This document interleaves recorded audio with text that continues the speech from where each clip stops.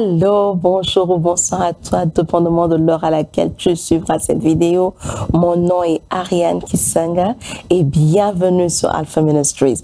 Un bonjour spécial à toi qui nous suit sur les réseaux sociaux, que ce soit Facebook ou YouTube. Et bonjour aussi à toi qui nous suit à travers l'Afrique francophone à partir de Canal+, la chaîne sur Canal+, plutôt, la chaîne 356 avec Nyota Télévision. Bienvenue encore une fois sur Alpha Ministries. As-tu créé de l'espace pour Dieu? Créer de l'espace pour Dieu, c'est savoir dire non à ses ambitions, à ses voies, pour embrasser le chemin que Dieu nous recommande de prendre. Dans ta journée, est-ce que tu as créé de l'espace pour Dieu? Est-ce que tu as dit non à tes propres désirs? Est-ce que tu as choisi ce que Dieu te montrait? Est-ce que tu as pu dire oui à Jésus, à Dieu pendant ta journée aujourd'hui? As-tu créé de l'espace pour Dieu maintenant ou même tout au long de ta journée? J'espère que tu l'as fait.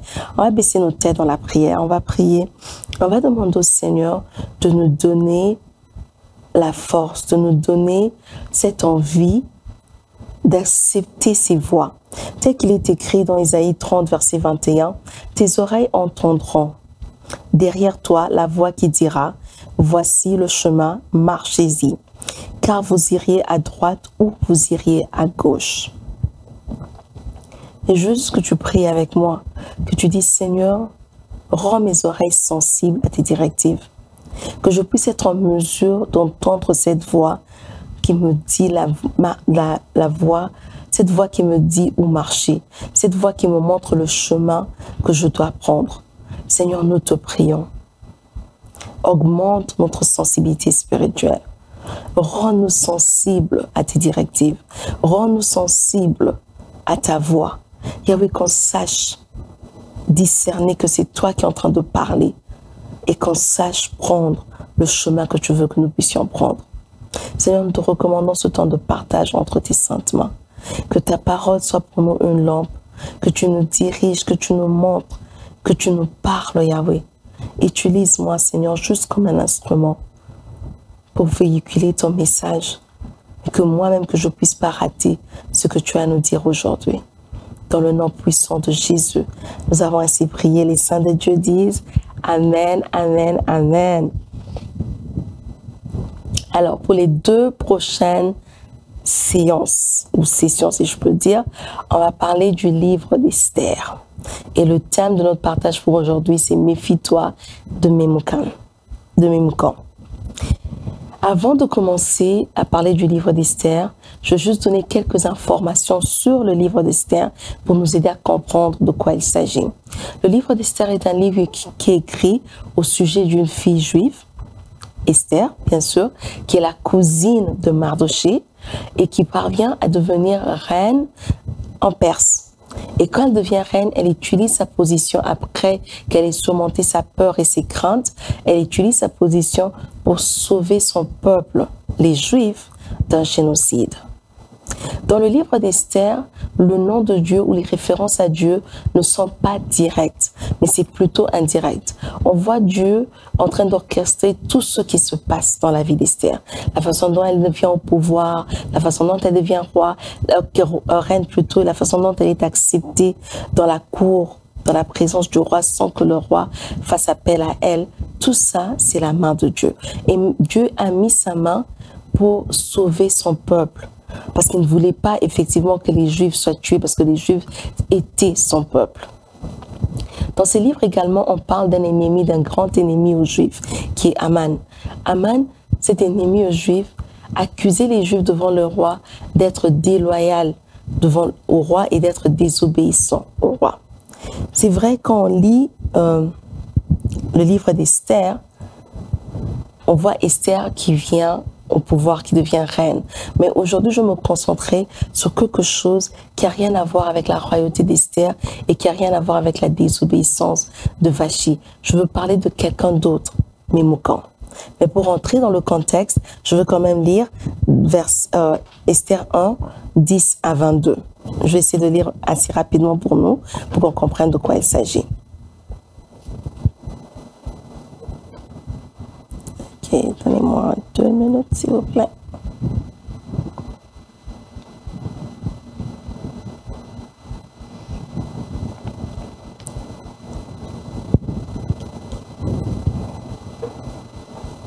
Donc, on est dans Esther 1, versets 10 à 22. Et je lis dans la version Louis II.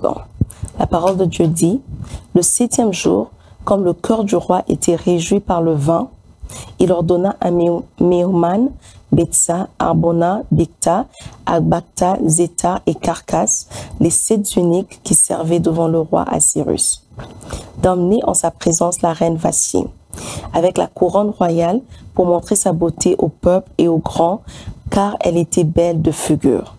Mais la reine Vashti refusa de venir, quand elle a reçu par les eunuques l'ordre du roi.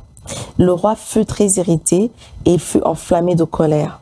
Alors le roi s'adressa aux sages qui avaient la connaissance des temps, car ainsi se traitaient les affaires du roi devant tous ceux qui connaissent la loi et le droit.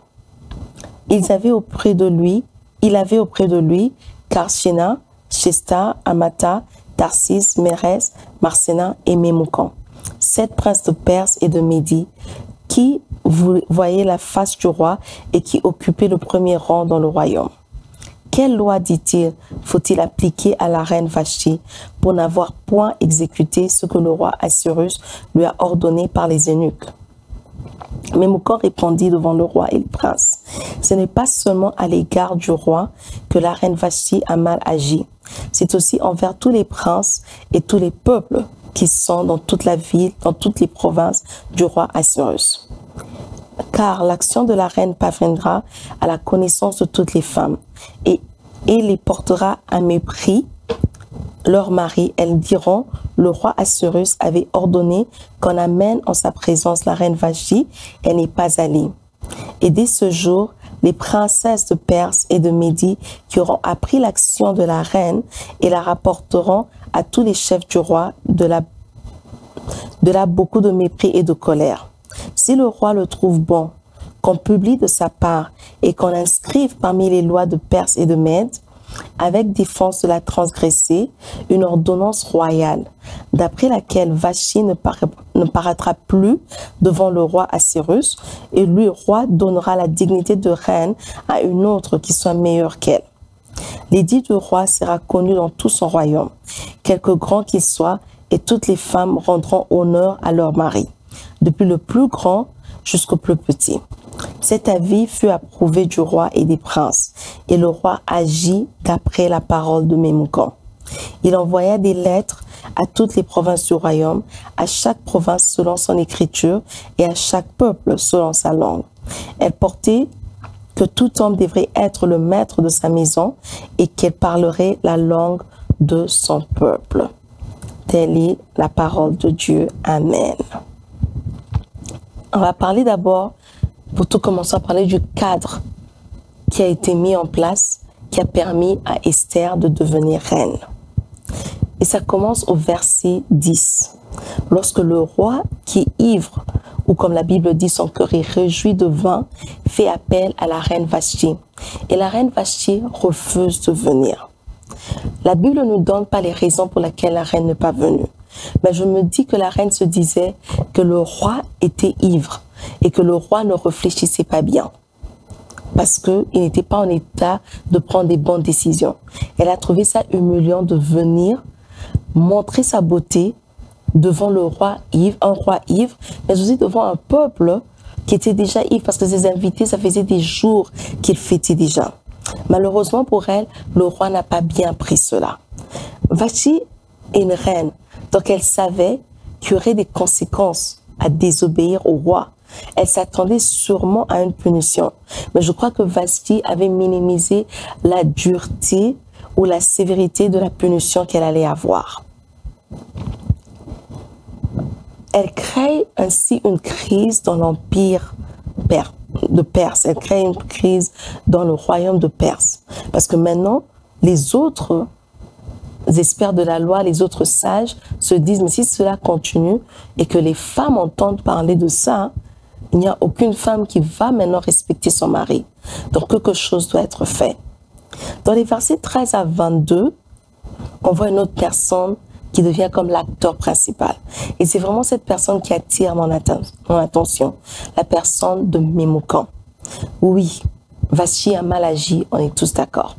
Vashti a mal agi, c'était pas correct pour elle de désobéir non seulement son mari, mais aussi le roi de Perse. Donc elle a fait quelque chose d'extrêmement pas bien. Cela crée une opportunité pour que Esther devienne reine. Et ça, comme on a dit au début, c'est la main de Dieu. Il n'y a que Dieu qui rend de telles choses possibles.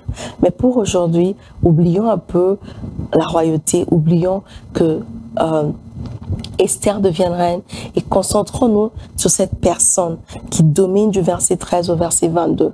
Cette personne au nom de Mémoucan.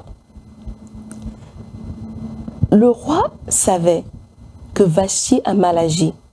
Il voulait punir Vashti. Mais il ne voulait pas la punir hors la loi. Il voulait savoir qu'est-ce que la loi disait, comment on devrait traiter Vashti. Parce que oui, elle a désobéi au roi, mais c'est quand même une reine. Comment on fait pour traiter quand la reine maintenant désobéit au roi? Dans la loi, il n'y avait rien prévu à cet effet. Mais Mémoucan devient porte-parole de ce groupe de sages. Et Mémoucan se met pas à répondre à la question du roi, mais Mémoucan explique au roi les conséquences de la désobéissance de Vashti. Dans son explication, il s'attarde et il fait comprendre au roi que même nos femmes, donc même sa femme à lui, Mémoucan, pouvait maintenant le désobéir parce que la reine Vashti a désobéi. Et dans tout le royaume, la désobéissance n'aura pas de fin. Les femmes pourront désobéir leur mari tout le temps à cause de la reine Vashti. Et il fallait mettre un stop à ça. Il pouvait aussi dire au roi, oh, mais comme c'est une personne qui a désobéi, elle est reine, certes, mais elle reste sujet du roi. Vu qu'elle a désobéi, voilà ce que la loi dit qu'on fasse aux personnes qui ont désobéi. Mais c'est pas ça la démarche de Mémoucan. Mémoucan, lui, il cherche une démarche qui va assurer ses intérêts à lui, qui va se rassurer que lui, dans sa maison, la désobéissance ne va pas entrer, qu'il ne va pas perdre le contrôle de sa maison. Alors il dit au roi, ce que la reine a fait, c'est pas bon.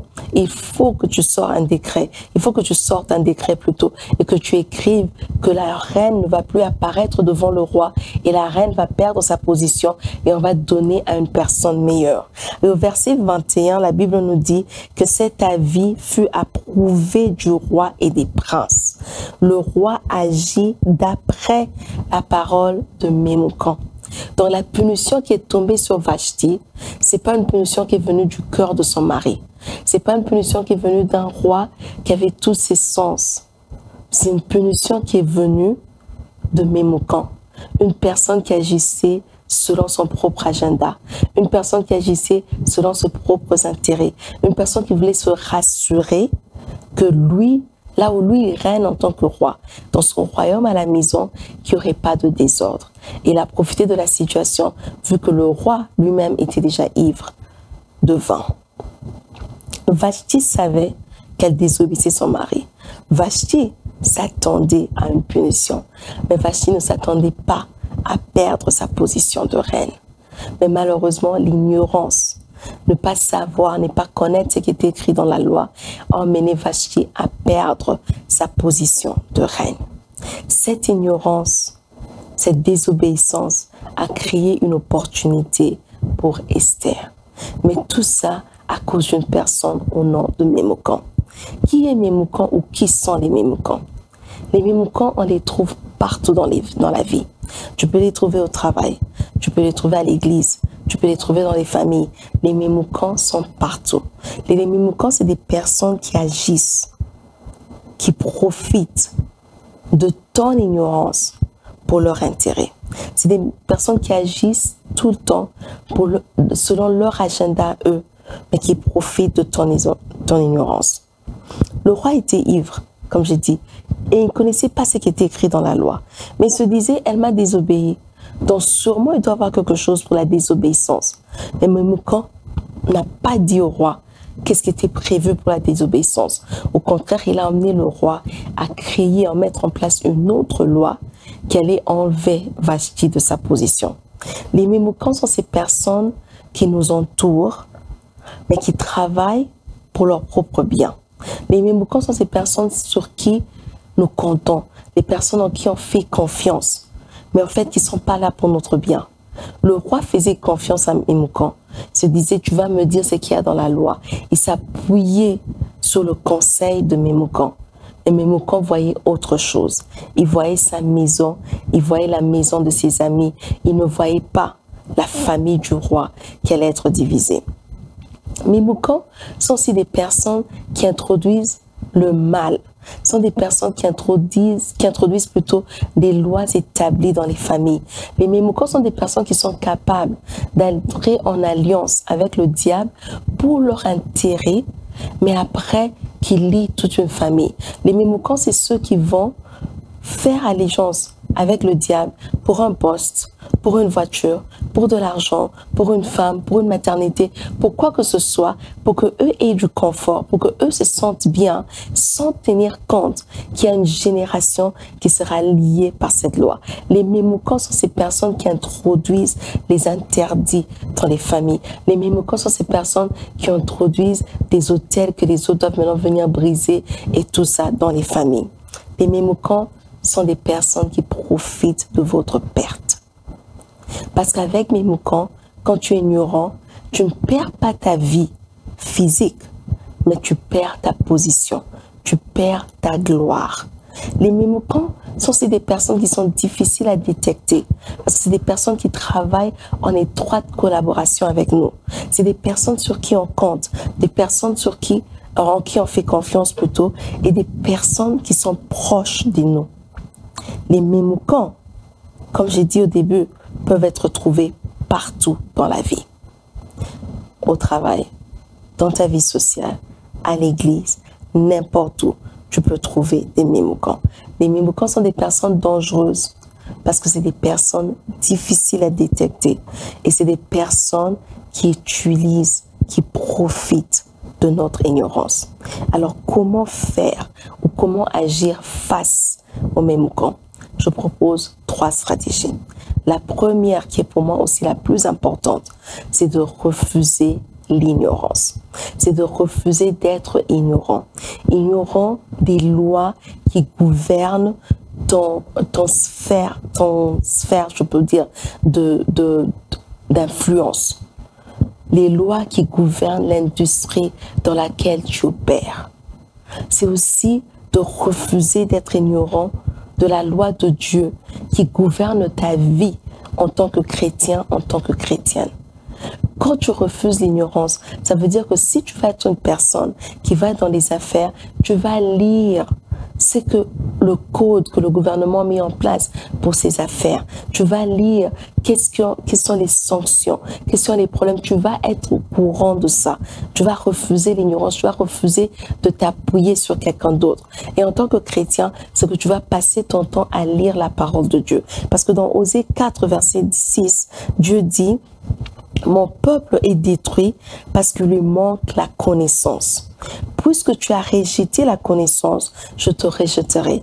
Tu seras dépouillé de mon sacerdoce, puisque tu as oublié la loi de ton Dieu, j'oublierai aussi tes enfants. Dieu va t'enlever en tant que sacrificateur, juste parce que tu as rejeté la connaissance, parce que tu as accepté d'être ignorant. Il faut refuser l'ignorance dans tous les domaines. N'importe quel domaine dans lequel tu veux te trouver en train d'opérer, commence d'abord par apprendre quelles sont les lois qui régissent ce domaine-là, quelles sont les lois qui régissent cette industrie. Investis-toi dedans, parce que sinon, un Mémoukan viendra et profitera de toi. La deuxième chose à faire, c'est de respecter l'intimité de ta famille ou respecter l'intimité de ta maison. Cela veut dire que tu ne devrais pas exposer les faiblesses, que ce soit de ta femme, que ce soit de ton époux, que ce soit des enfants ou même des autres membres de ta famille en public. Et tu ne devrais pas aussi prendre des décisions qui affectent ta famille en public. Le roi et la reine ont pris ces décisions-là en public, pas devant un public sage, mais devant un public qui était déjà ivre de vin. Donc tout le monde qui était là est en train de voir comment profiter de la situation. Et Memucan, comme il avait son agenda, lui, il a pu passer une loi qui profitait à sa situation à lui. Et en dernier lieu, comment faire face au Memucan? C'est avoir un esprit sobre. Si tu n'as pas l'esprit sobre et que tu es ivre, comme le roi était ivre, on va te faire signer des lois que tu ne voulais pas faire. On va te faire passer des lois que tu ne planifiais pas faire passer.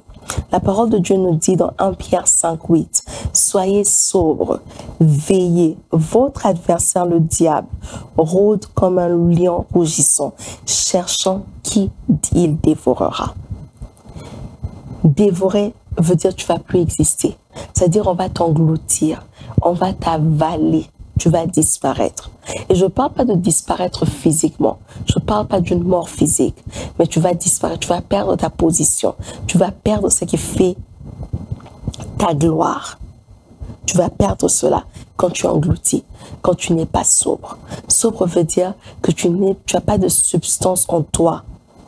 Sobre veut dire que tu es une personne en état de toujours avoir la maîtrise de soi, que tu es lucide. C'est ce que la Bible nous demande de faire. La Bible, c'est la parole de Dieu. Ça nous recommande d'être comme ça. Si tu n'es pas sobre, ça veut dire que tu ne sais pas correctement identifier ton ennemi. Tu ne sais pas correctement prendre des décisions et tu vas perdre ta position. Même dans Osée, verset 6, la parole de Dieu dit qu'on peut perdre notre position de sacrificateur juste parce qu'on a refusé la connaissance, parce qu'on a refusé de connaître les lois de Dieu. La volonté de Dieu, c'est qu'on ne soit pas des personnes ignorantes. Dieu veut qu'on soit des personnes qui connaissent pas seulement sa parole, mais qui connaissent aussi, comme j'ai dit, les lois qui régissent l'industrie, le domaine dans lequel nous opérons. Tu ne peux pas opérer dans un domaine et ne pas tout lire. Il faut arrêter l'habitude de prendre un contrat et juste le signer sans tout lire. Même ceux qui sont en petit au bas du contrat, prends le temps de lire ces petites écritures. Parce que tu ne sais pas quel piège Memucan a mis pour toi là-bas.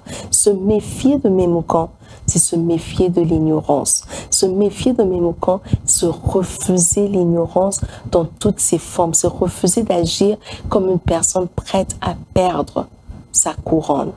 Vashti a perdu sa couronne parce qu'elle ignorait ce qui pouvait l'arriver. Elle ignorait ce qu'il y avait dans la loi.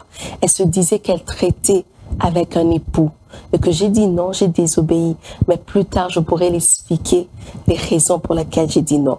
Vashti ne s'attendait pas à perdre sa position, parce que réellement si elle savait qu'elle allait perdre sa position de reine, je suis sûre qu'elle allait se montrer devant le roi.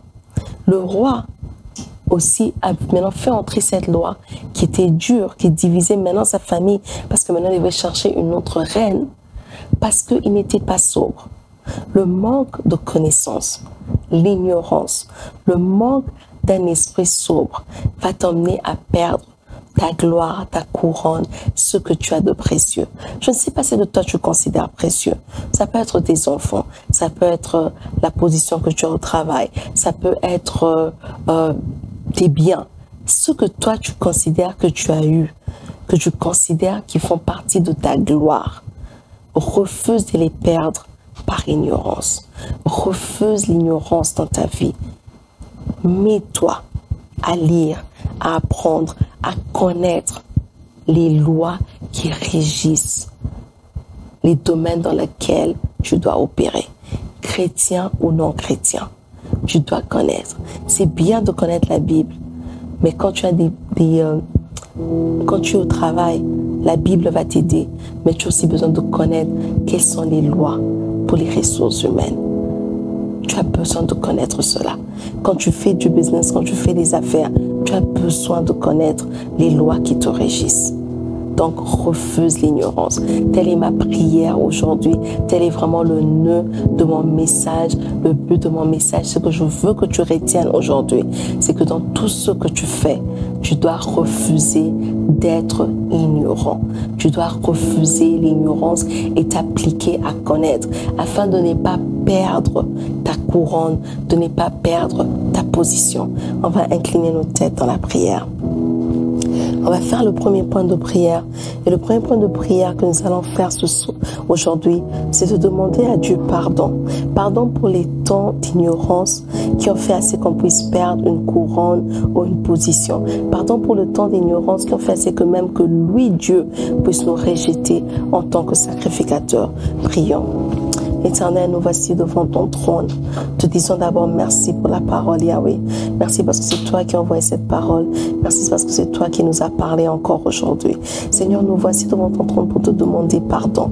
Pardon, Yahweh, parce que nous avons été ignorants. Pardon parce qu'on a pris des décisions qu'on ne devrait pas prendre. On a agi d'une façon dont on ne devrait pas agir. Parce qu'on ne connaissait pas la loi. On ne connaissait pas ce qui était pour nous des droits. Ce qui était pour nous des conséquences d'avoir mal agi. Éternel, nous te demandons pardon. Pardonne-nous, Jésus. Pardonne nos agissements. Amen. Et le deuxième point de prière qu'on va prendre, c'est qu'on va demander au Saint-Esprit, lui qui a reçu mandat d'être pour nous un enseignant, qui puisse venir nous enseigner, qui nous enseigne non seulement la parole de Dieu, mais qui nous enseigne aussi les lois qui gouvernent nos différentes industries, qui nous enseigne des lois qui gouvernent nos différents domaines d'influence. Éternel, nous te prions d'envoyer ton Saint-Esprit, le Saint-Esprit qui a reçu le mandat de nous enseigner. Que le Saint-Esprit nous enseigne les lois, que le Saint-Esprit nous aide à comprendre ce que nous lisons, que ce soit au travail, à l'école, dans les affaires, que le Saint-Esprit illumine les yeux de nos cœurs, qu'on puisse comprendre tout ce qu'il y a comme loi, que le Saint-Esprit nous aide à comprendre aussi ta parole afin de la mettre en pratique.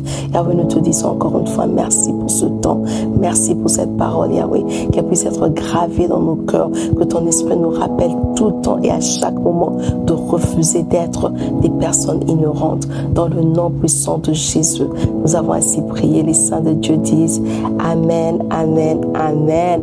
Merci d'avoir pris ce temps pour suivre cette émission, le partage d'Alpha Ministries à la télévision sur Nyota TV et ainsi que sur les réseaux sociaux. Si tu as suivi à la télé, rappelle-toi de dire à ton voisin, de dire à ta voisine, à la même heure la semaine prochaine, Nyota Télévision va montrer encore un autre épisode d'Alpha Ministries sur Canal+, la chaîne 356. Et si tu as suivi sur les réseaux sociaux, aime nos pages, partage et suis-nous. Et jusqu'à ce qu'on se voit la semaine prochaine, rappelle-toi de toujours créer de l'espace pour Dieu.